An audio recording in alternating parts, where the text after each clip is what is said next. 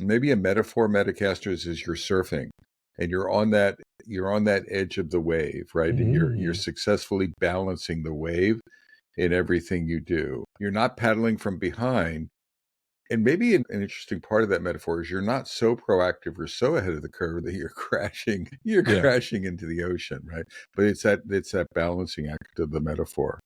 Whether I had a role or not, I was always looking for people Exactly. because I realized the difficulty in finding good people. And if I waited until I was given the green light to go higher, then I was scrambling to make this thing happen. So I just decided I'm going to be always looking for really good people. Because at the end of the day, Josh, my goal on this earth is to make your life better.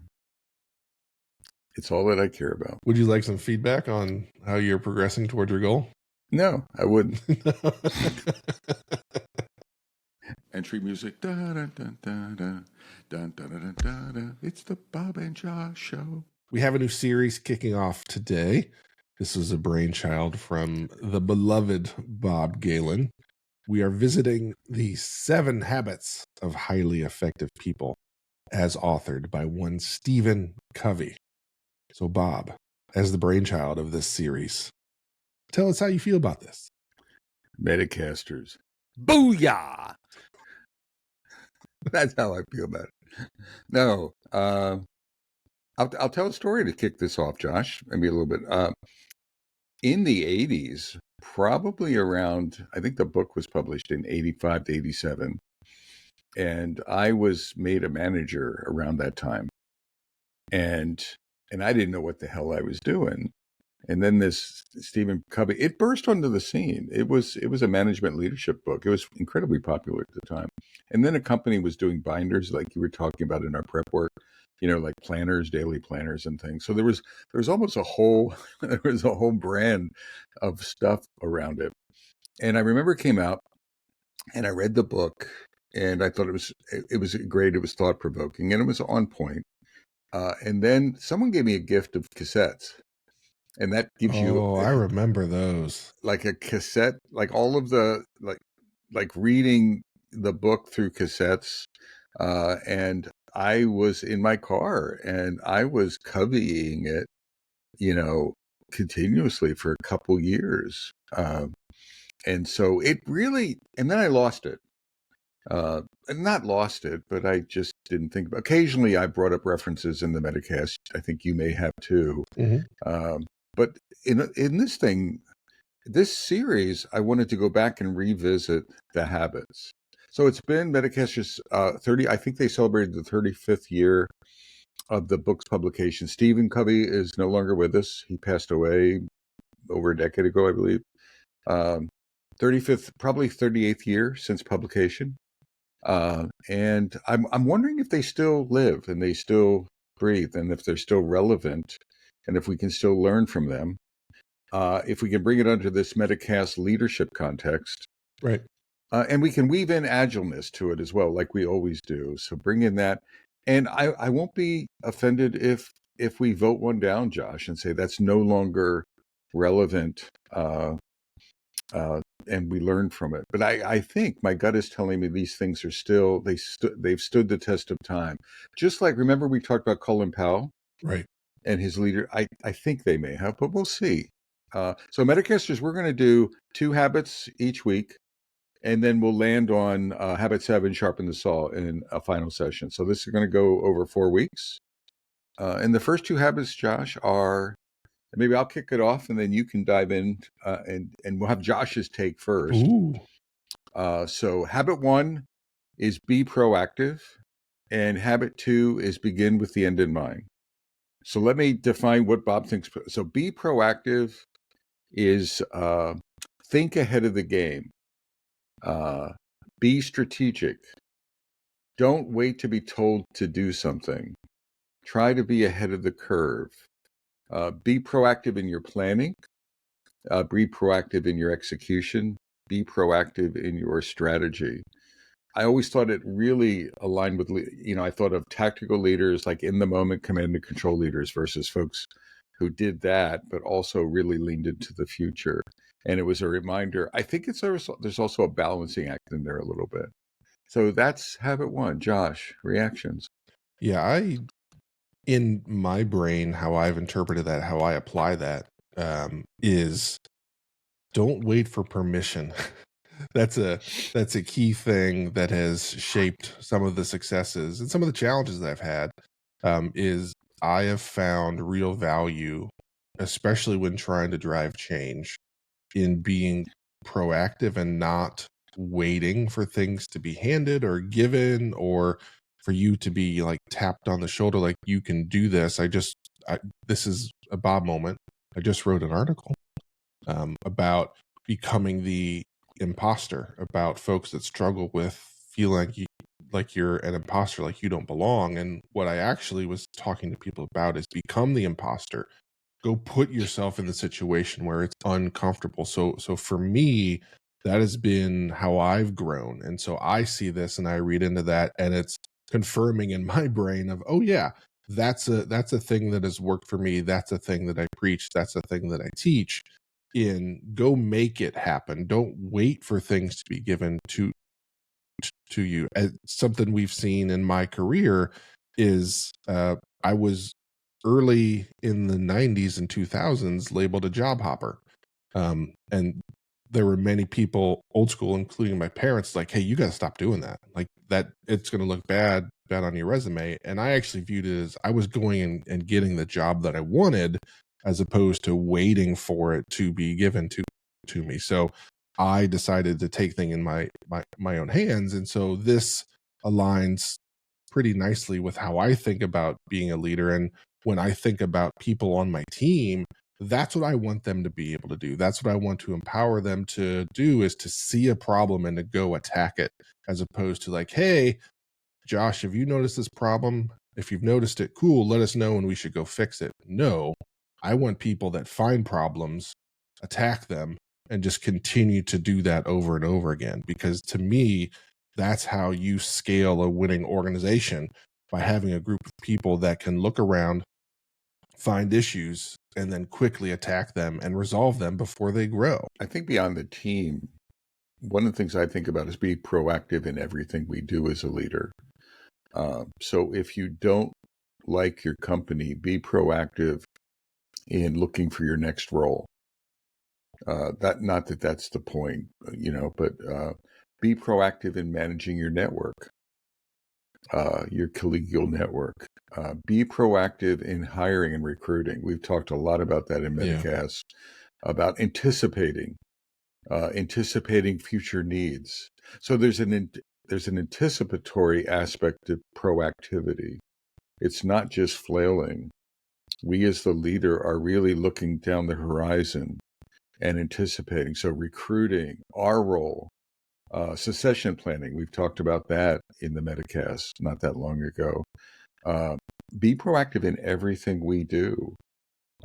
Be proactive in our own growth, in our own learning and development. Like if you know what the thing you're worst at, whatever it is, what your biggest weakness is, and it's standing in the way of your team. You see what it's doing to team or projects. You don't wait to be told. Like the last thing you want to do is have your boss pull you aside and say, Josh, that hat is huge. Right. I know that. And it's you want to shrink your head, and you want to proactively shrink your head. So, but all joking aside, Metacasters, there's a broad and deep nuance to the proactive there. The other thing might also be what not to do, because you could get overwhelmed with, well, what are you saying, Bob? I have to anticipate every possible outcome and be ahead of the game. Probably not. There's some prioritization, there's anticipation, there's using your best judgment, etc. But then deciding what's in play and then being ahead of that. Yeah. You bring up a really great point about hiring, and I just want to talk through evolution for me as a leader with that hiring process. And I started out not in a proactive manner, and I would wait for a job description like, hey, Josh, you are now allowed to hire these roles. And I would dutifully go do it. And then things would happen. And I got coached and I learned and I grew and I evolved into the situation where I was always looking for people. Whether I had a role or not, I was always looking for people Exactly. because I realized the difficulty in finding good people. And if I waited until I was given the green light to go higher, then I was scrambling to make this thing happen. So I just decided I'm going to be always looking for really good people. Then what happened is I would find good people and I would like try and keep them on a shelf, try and keep them warm. Like, oh, just like just hang on. I think I'm going to get a position open in 6 months. Just hang Yep. on. Then what I started doing is I started, oh, okay, I've got somebody good. Now, how do I get them on my team as soon as possible? What are the levers I can pull? What are the things that I can do Yep. to get that person hired, even though I don't have an official rec or have something open or anything like that? But when I recognize someone's good and they need to be a part of my team, then I need to proactively find a way to make that happen. Yep. What are the ways I can do that? What are the ways where we're allocating money over there, or there's money that wasn't spent that I can now spend there and make that happen? So Yep. that's an evolution of becoming proactive in the hiring space that I went through over probably about a decade, and that really changed the game for me. Instead of always being in a reactive mode, get into this proactive so that either when the opening was available, boom, I had someone, or I just hired someone when the need was there and just did it. I'm with you. I've had the same experience in hiring and recruiting. I mean, I want to just extend that to everything we do. It's anticipating a new technology stack. Um, would be the same thing. You're looking at technology stacks. You're looking ahead. You're looking at tooling as a leader. You're anticipating that. You're anticipating the people side. You're anticipating evolutionary growth of the company.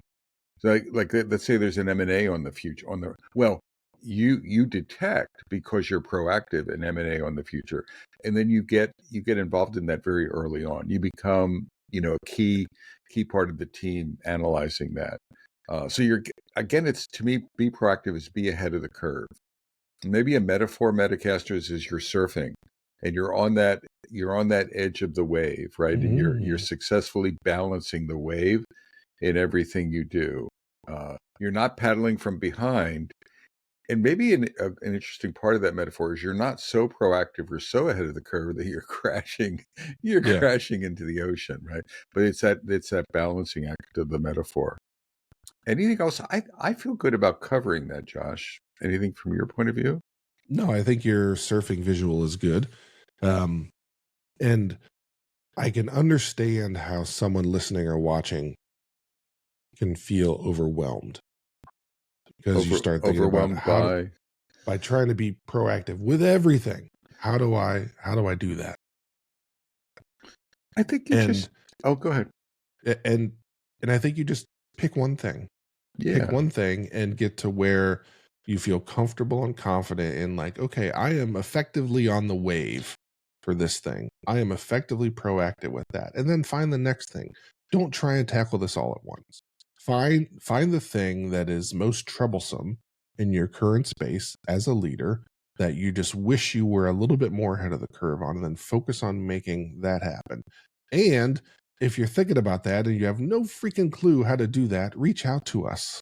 Right. The yeah. number of times of the past couple of months, Bob and I have really talked about the importance as a leader of getting help. I got lucky. I stumbled into having Bob as a natural mentor and coach over the past 20 years. I got lucky. Not everybody's going to be that lucky, but you're lucky enough to be listening or watching here. So reach out to us. We are here to help. If we can't help you, we'll find somebody that can.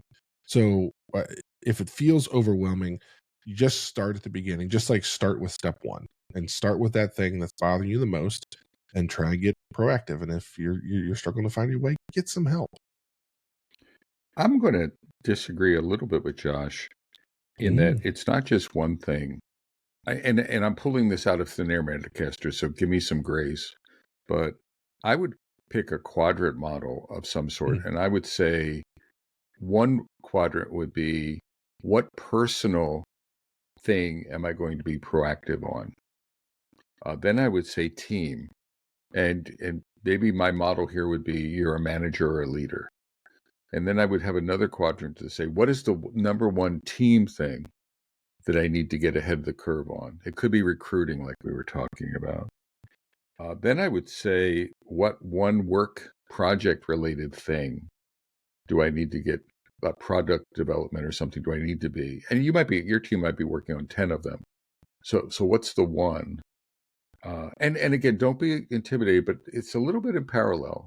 And then the final one would be strategy. And what I would say is true look ahead. True look ahead as a leader. And you might reserve this one if you're just starting out.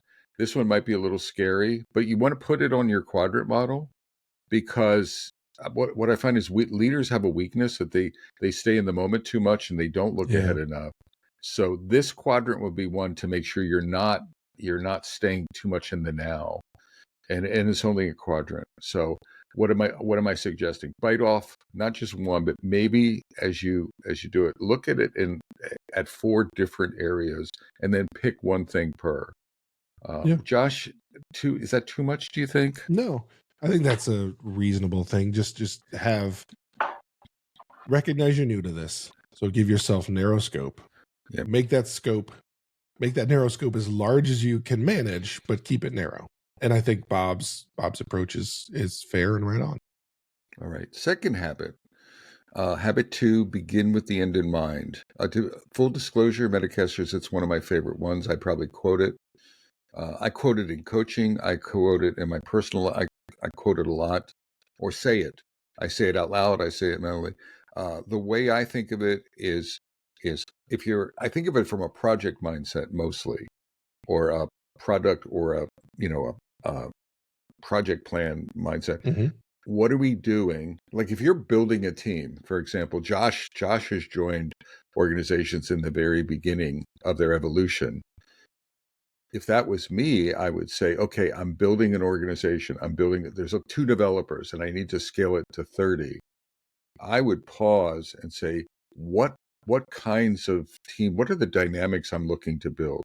What are the outcomes I'm looking? What's the vision for the team? So I'm at the very beginning of that exercise, but I'm looking down at the end.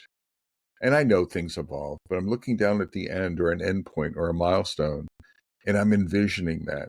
And then now I keep that in mind.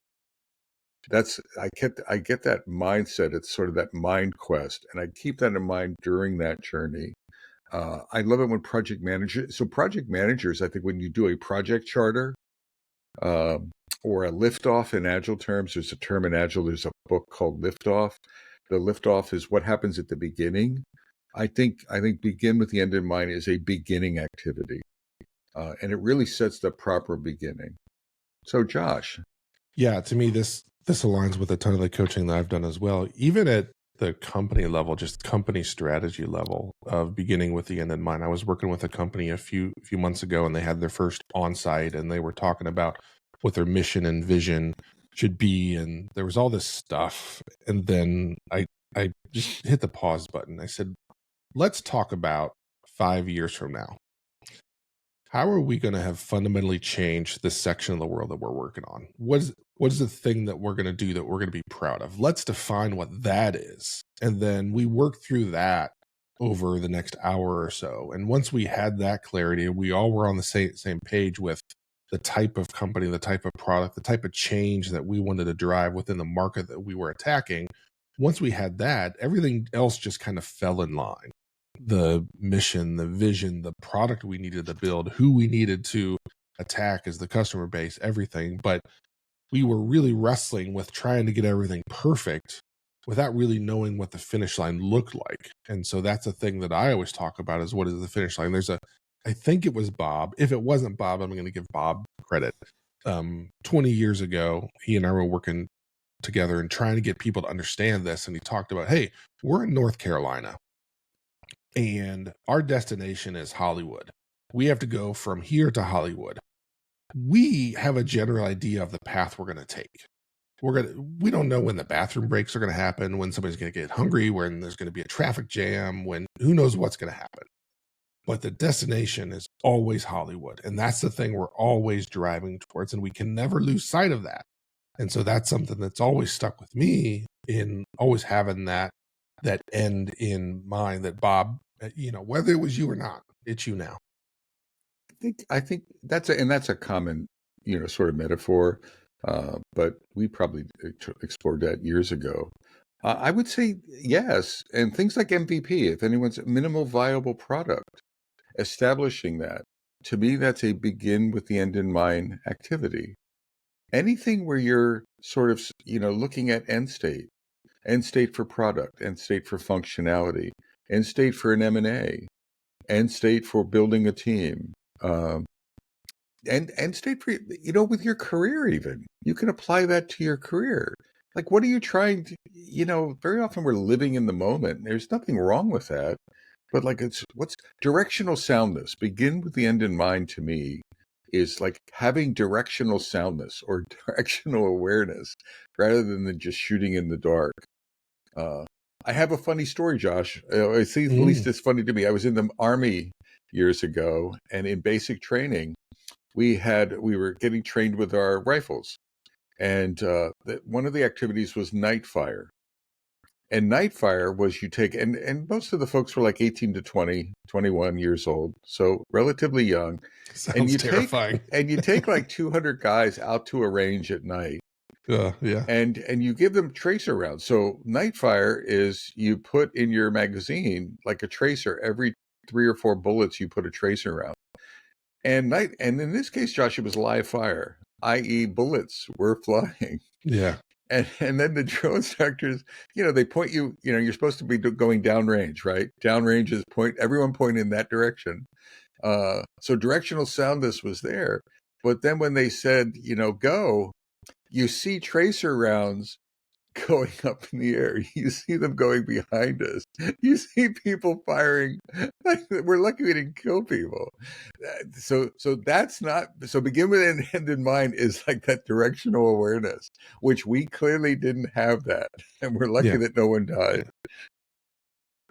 One of the things that I know I have gotten myself in trouble with is just a slight word of warning with beginning with the end in mind is there have been times when I became so maniacally attached to what the end looked like that Yes. I didn't recognize where we were. So if we go back to um, driving from North Carolina to Hollywood and driving west, it would be there's a giant traffic jam in front of us.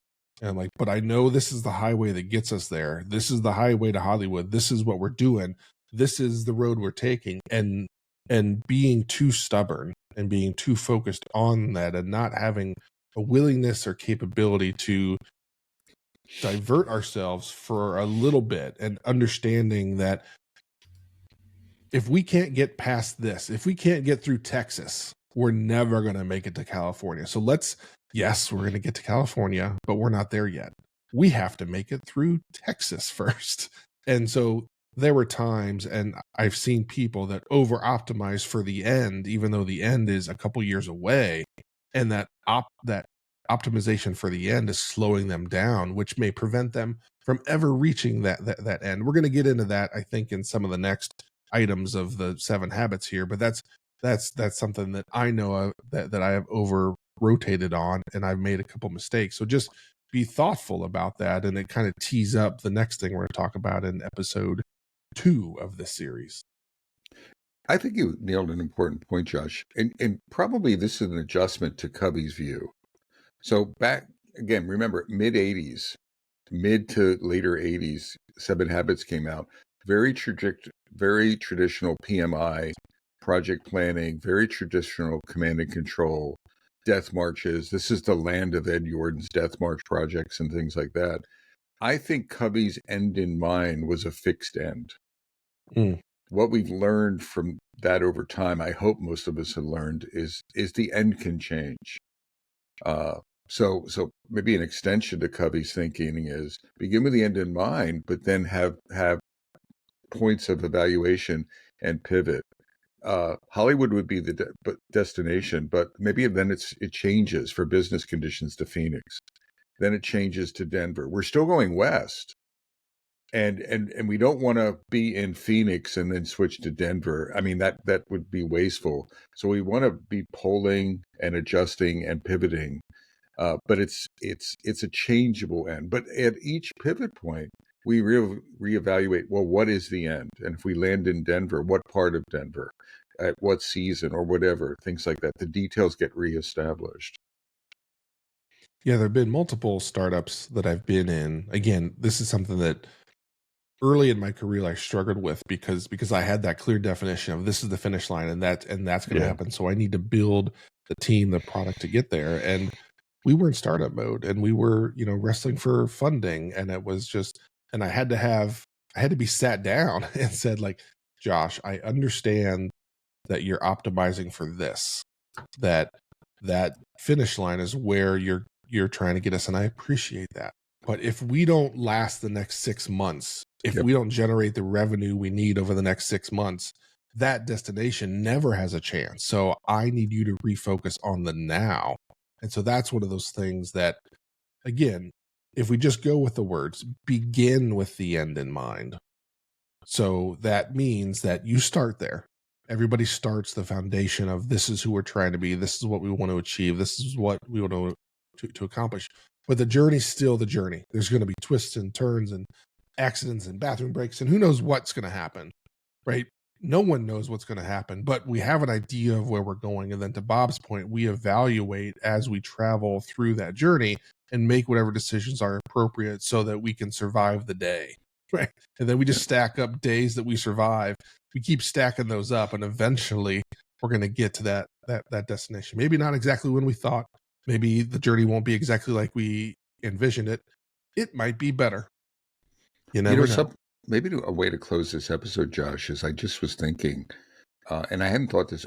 I always thought of the habits as being linear habits or singular habits, but I just had an interconnection, and I think one of the things we should do is look for interconnections as we go forward. So, begin with the end in mind needs to be proactive. Proactively reevaluate where are we going, Mm-hmm. and do that in real time. So there's a crosscut there between habit one and habit two that I think is important to keep in mind. And look, Metacasters, look for those crosscuts as we go forward, because I think those crosscuts are becoming more important as we evolve from the mid 80s to today and beyond. With that, uh, coming attractions, Metacasters, habit three, Ooh. put first things first. And habit four, I'm excited about this next session. Think win-win. So with that, I think we've covered the two, Josh, and hopefully we've whet people's appetite for this series. Uh, Now I'm from I forgot my clothes. Uh, Yeah, hold from on, beautiful please. downtown Cary, North Carolina. And for beautiful downtown Fuquay Arena, North Carolina. I'm Bob, the Big Babaloo Galen. And I'm Josh, the small Babaloo Anderson. Shake. And bake. Take care, y'all.